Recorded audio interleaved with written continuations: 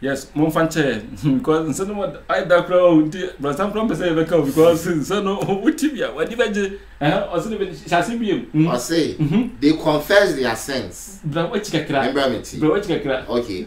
I say people came to him from Jerusalem. Ti ohun enti tama don so na ye cheche na onyini ya o share na sem pancras no ono dey say on prepare the way on carbon anim man nipa because oyiboni aye de afiri akoma no or you say a feeling na ye a free nipa kumam nti one de or tiem sa on she obi say ma say dey say say me ko boy su da bi already dey say monso sa ma dwenti no or tiem nti what or say people who came from Jerusalem. Or say people came to him from Jerusalem. From the province of Judea, from the whole province of Judea, and from all the country near the river Jordan. Somewhat nti nyame asem ene nyame honkonkon ete say ayi maro and deben or say Hebrews ekai ebom asem no nko eya adwuma honkonkon ye de edi akire se odi nokre ma wurade na se wonye bone na se wotena asem no wo kana e nokre a asem no enya muvu pe honkonkon ebe de ebeje na adwuma nti onse de tio enkofo su bi se omebosu enti can you do I say they confess their sins. Somewhat nti nsem na obon da wuo no ka omwakumam ema omwa enu omo ho e confess ye ene obi wo ho a okwaso a o confess na ya force no say onya masum kwa da sitintia o yese o yese ogbasu entima ene boni yokoso no because nipa no onwan enu no ho David sa pepepe ni ya force no na ye na ko gbasu nti otima ni otima na otima bi wo a obanti ena obaye nti oye no nti say oba wara banti no so ogbasu force na akobo don de timo no omugbasu a na omunya adinsache no omunya bonu bi no opuri oprichi asem no e chira omo ehu atemu a ebo mo so no enti no omo ahye fia do nkunkura ye de akoka omo na omo anu omo ho na omo aba nu tie I say they confess their sins and he baptized them in the Jordan. Me ye be kan enti tell ye kan me say sa verse na ye kan Matthew no e nsema ye hunu da bia ye asofo ye kan Christ for ye kan ba te mudo enti and then me say Christ Message TV ye bi ma chro ye hwe asem bi wo Acts ansa ne ye beba ho no so ya ba ye hwe asem bi wo Acts 8 verse 35 echo because nobody say can has a free so kakra but emready to ye nkosoro o se de ben verse 35 I say then Philip opened his mouth. O se then Philip opened his mouth and he began at the same scripture. And began at the same scripture. Nti that means say na ayi mine no na o kana scripture bi nti konkon de Philip ekoho nti obi I say and preached unto him Jesus. Nti quotation na am say mine bi e no nti Philip so kwa no obi the same quotation e na o kan o preach kire no o preach say or say and as they went on their way they came unto a certain water. They came up to a certain water. I said, Mr. Okay, verse 35. Verse 35. I said, then Philip opened his mouth and began at the same scripture and preached unto him Jesus. And preached unto who? Unto Jesus. And to get a Christopher, ye can't Christo whom Christo or Jim Qua obey. Adebia adesobia da so ebeyi ntie ohun te say John the Baptist no opichi ntie no sa na ye ka o ye te say John the Baptist but ye double work ye double work you know opichi wo Jesus ntie ye de ye nifi ka say Yesu hu nsem kwa na ye de na di ntie na asuafo no mu nifi ntinto no niema bia Kristo hu nsem kwa na mo ye de omo kan o say he preach Jesus afa ye ntie asema I say, verse 36, I say, and as they went on their way, they came unto a certain water. They came up to a certain water. And the eunuch said, see, no, of Ethiopia, see, here is water. Philip na oka say ensuoni anasa oprichi asempa no kire no enti ohun so no say sa de dia ogituma ni munu ohun say ne se wa fa Kristo say hwe ensuoni nti si asubo yemfoso nipa o se ne ene ye ya foso nipa de omukoko so na obodi ayese ne omasa che so omonsa kire adwensa kire bia nim mai no nipa no eno kono ono na ka say o se de ben o se see here is water adioka esoso a me de pa say what doth hinder me to be baptized says then is say obasu because o say oji Kristo ye re ediye ena ono eka kire Philip say e de na si ne ho pa say obasu ofri ni mu ni pem so ntino omo sa kire a eye very good say omo sa kire ntino omo nya awofoforo omunya awofoforo ema ye feli omo ntinde a Christopher ya bosu egu asondanim so franka kasa no entene ndio no omo guru so ombero ombetene ya fosu omo ne ye de tiato de se ye kobosu ntino obiamra ntino aja fede na yinti no aso no ye de no okobosu ofrimra no ofa akone fa nempena ho ofri asubon mo okura na okobia ba na ye dru hunkunkun ho a e ro muka say hunkunkun te se nipa o se nyankopon no on te se nipa atamu no se nipa ba ye karabura mo wa nyankopon no onye karabure na hunkunkun asubo ye dru ana overtensem after verse 37 37 was 37 asama Philip ede so I say and Philip said if thou believest so what if thou believest what dear did dia with all thine heart so what thou mayest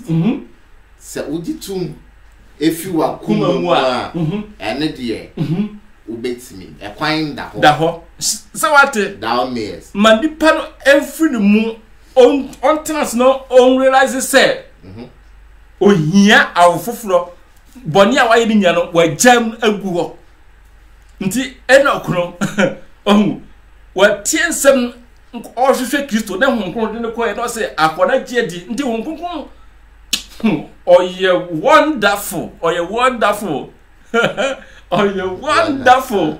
he uniza a Christopher omotondum ama Kristo sa ba honkron de omondum kraba no mbato oye powerful powerful you know, yet was I say, verse 10, and he answered and said, I believe that Jesus Christ is the Son of God. Yan fanto so nti yes let me say asubo no yan hwe ni ye yan manipa na efi ni pem no nye de on sachira no ono a emra nti piriti wase no wo ho a obeba honkonko me de yes honkonko be kan ebeba wadene pebeba enkoye ne by force anyesa owia obaka je say akwe uka say nyeto no minyansa tira o okasa minyansa tira o ona odene nti ene ye verse wo John akro ebeka wasem dodo a odi ni die ofro munyamema sas verse no ye biema ye meso obuka se yakupon te se nipa da sani se kobi o ha ko ma ni atrodiri ajo tu da bi yakupon on te se o obuka se yakupon sa no tie ntiba ya fa ni ise guaso ndo ma ye di nsegunu no ya sa verse no so fukale dodo ogini ndi ye o ma otumi so me nyameba amen ye ni age nti ona ho akwa na ti kwa duduru o se o ka so ye nyameba yakupon ni kuo on te se nipa da sani kuo se ne kobi wa ko bi na ye betima jo atuma atrodiri aye ni ope wo ente sa honkro subo se un enitima yemra John hono yemra John hono okay yemra John hono yemra John hono so no Matthew na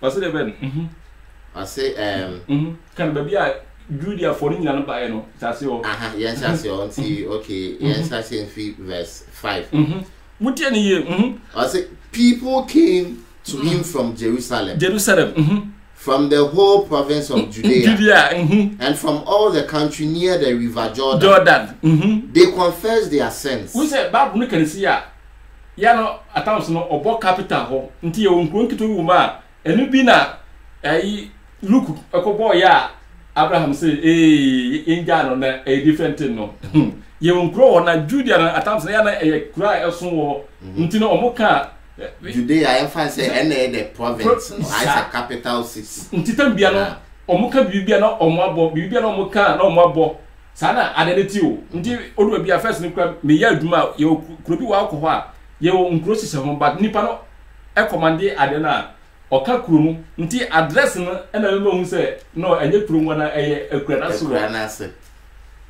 nti ne se unima obekinchini kuro nu ma unhu address kuro sa nti Bible no saa bi na ya na attempts no omoye no omo keka kura ka se nti se uti kuro kito bi wo ma o se a different thing so na enye different thing nti olden days no ya no omo di ni nyina wuram nti last first time ni minim sa style no odwa bia ntim fo chini kuro nu ma ne kuro nu mi mu wo be bisa no matter se da bi se ukọ no wonu fa no ositio nti omu nyina eba ye I say they came from the whole province of Judea and from all the country near the river Jordan. They confess their sins. Oh, they confess. Into the preach assembly, yes, so preach assembly.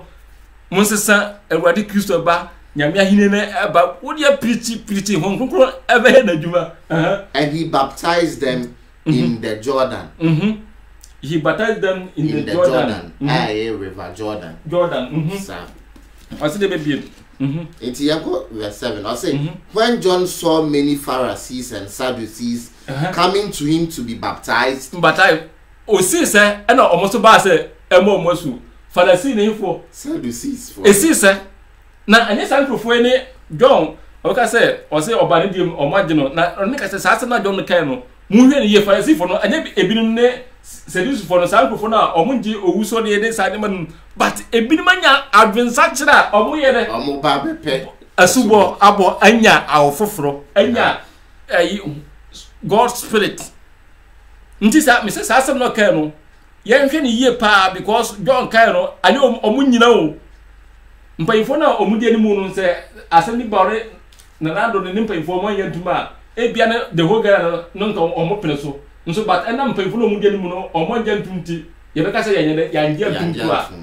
Ntisana, sa verse no, a coye and Timma make us a movie can be in a way do. I say when John saw many, I say many. Just almost see what I do. People, children, many. Not as I do. Baby. And I make sure say. Software me yes wa men nkoka se yiza fa kra Kristo ba ya kra no o man gina tum esa ebu ebinima bam nto ahwe obeka se na obokra oba ma no o man yene o man gina tum na me na me nko gina tum nti me se verse ne obi wo a atamso no ya na me de nim se abroforo ne Constantine num etras no mo ye kana na no o mo de nsem bi ebe kana nhuza so but John tell say o se David many. When John saw many Pharisees and Sadducees coming to him to be baptized, he said to them, you snakes, so what? Who told you that you could escape from the punishment God is about to send? So until say na ochromo nyambe asutwe or say God even. I say who told you that you could escape from the punishment God is about to send? Asutwe punishment ya na ebo musu no. E na obi some say you snakes. Why na catch him say mo betinya den. Escape magane. Bojane. If Yankopon asotwe a oye den. That means say ebinu kwa sa kire o mo adwiri kwa sa Nicodemus kura all fa hu ko Kristo sir onua yesra say yesra mo send mo waye na obi ti message ya obehu say sa nsem na mo ka say o mo ba o mo die no o mo beti ase sa hwe ye obi mu a ono apart from Moses law no on give hwe ni bi mo apart from Moses law Isaiah nkwa ba ko mbeka say no omo anje antum but Paul John the Baptist ntuma Yesu ka say ma ya omo nipa omo fa ma ba no John the Baptist because ankrofo ye ubetim born of woman asa kire omo adwe no let me say say uye obi a wanum nokore say wanum ekura nokore ntik me say Kristo nokore a odetintim wontima Kristo sum etimi hinyimi me say opia nge Kristo ni sum ni a biantia untim nadam ayi ye baba kwasi ewa kan sambi o say already I just I could have one Kristo ka jane say ayi bia ni ho ansa na wadi atum na sa asase suwa obeka say Kristo ni ho onjin tum da kwesi say ona ko du ha Kristo ka jane say akwasi wa bregu na nkita nkwa ye go gidi to the stand say people say I'm saying could do quite Kristo ka engine to still na ye betane yeah babu emode yemia agronko a but ni yesua de because ensene emudo nza asonde yemia biem se ntino beka say ye new one adisua and yesua anything ye to subscribe to Christ Message TV ha na obenya ye benya abotre a church mu Bible na se so if you said maybe I can say Bible no what kind of story book I won't say yes ye na ye kan kwani da foforo e betima asra ba abeka nya mbesa mai revelation foforo e besta abeka ama bo mu say ensano emudo sisi obi e fa mi do verse 7 I say when John saw many Pharisees and Sadducees coming to him to be baptized coming to him Pharisees abo nkrofo akobi no Pharisees ne Sadducees omo soso no omo adwoma semede yo ka hwe nti omo ntie omo de Paul tindis Paul so breye na John the Baptist de ne ho faado ankasa because omo kra Isaiah mra o nti owuso na bia no o kaka ye bebu ankasa nti Paul so ba bi nka omo pena abo no ne san krofo ye nyina asesa omo adwene omo sweat nti Paul kra hu ayi John Baptist hu ye ni ye nkrase no onizo omo bebu no because vima krofo ne ba nso ngoro na nya vim kito onia nti nyame asem enya wode onia nyame asem enya wode ya ebinim afa omo do we nkokoyo omo di amanfo ayire Raja go for ya gasem Raja Yesu Kristo ado ni mu de ni mu na nkwanwo ha minim dum tusu kan na bom dum o se de I say you snakes who told you that you could escape from the punishment God is about to send do those things that will show you that you have turned from your sins I say do those things that will show that you have turned from your sins. Cause not just social mo ha. Odi kan catch am say you snakes. Mo fi say mo betimi adwane asotwe na Nyankopon de ba no. Nkofo no omodi bonipa o. Ndi se ohun. Enti no say yeah, I was some asem ba kwa John the Baptist say kan so mo say o say I say mo ye enoma e kire say my den massacre efi mo bone ndi ye ha enya asubo na mo twa ne say mo ba be bon ndi ha no onje mo ni o se still na no mo ba say ayo ma dwen say o na John the Baptist say kan say mo fi say you snakes I say mo snakes mo fi say mo ba ha na ye baptize ya na me baptize mo fi say mo betimi aye den mo betimi adwane Nyankopon asotwe that means say na nti je nka omo be kana na ntini asubo sa o amanfo ye wan be say onya baso no wi a na eno ano it's John the Baptist say catch us I'll say do those things that will show say you have turned away from your sins. Ntamate ye kura chi no kura omo akra ba ye no John what asma John ka kire omo I must say and don't think you can escape punishment by saying that Abraham is your ancestors. The axe is ready to cut down the trees at the roots. Yes. If every tree that does not bear good fruit will be cut down and thrown in the fire. The axe is ready to cut down the trees at the roots. Not just to a seer cry. Only trying to fulfill what's in your plan. I say every tree that does not bear good fruit will be cut down and thrown in the fire. Verse 11. I say, I baptize you with water. Mebo. Muntie. Asema John the Baptist kano.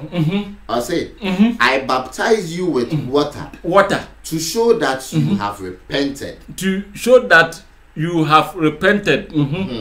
But the one who will come after me will baptize you with the Holy Spirit and fire. Fire.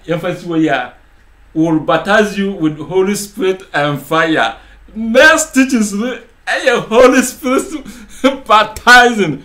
Now, when I baptize them, John the Baptist say, "Oh, because nipa odobia onuno ho na wa be say wasachira na say honkronkron say already onima kuma nti no obehwe because ye nipa no enye nsu na bede no ye hu aniso nti say nipa no wo bone woni mu a ore ye hu enti nipa de ye betima adara nipa na honkronkron ebebo su nti ye be hwe honkronkron su bo say wo betima adada na nti oba no asubo omode bae no nti aka honkronkron de me say onua ye ready ni twene wae ye ready ni twene na ye besna ba biem honkronkron subo enti nipa bebre ye wa say obotofo bo mo so nti no eno anu no say omwate so sofo no ohu nti no buka say mo doje obuka so mo doje me I see you snakes. Do you think say oba na obebosu a it can save you from the punishment God is about to do? Who say amanfo akomam still now enye I see do those things that will show that you have turned away from sin. Nti do who say no say no nyame who say no say no odi munjai honkokoro bebo mosu na fe omo mo de body asiro obachi obo say me de nsu na ebosu na de oba no o de honkokoro and oja and ebe onia nyame esramu nyame nshiramu wa obe share ye video bi nyame be shirawo na ensemi yenim se obi bia fo behwe bi no obe hu se nyame mu emu ye sweet ana people and crepa wa yeah me say hon kuka so bore ne alanfo betiti egu ye de be braw na nya mre na twai why nyame ya adoma obeti yenka ye do obi bia se onya mre ene na daje se odi hwe ye video me sell once I come message ya share my and subscribe to Christ Message TV. Simple. Ye do obi bia ye nya sofu ye nya sofu but ensama ekura ye no emudo John the Baptist powerful. Right. Bye why? You best not see a view. Ever home, so wait.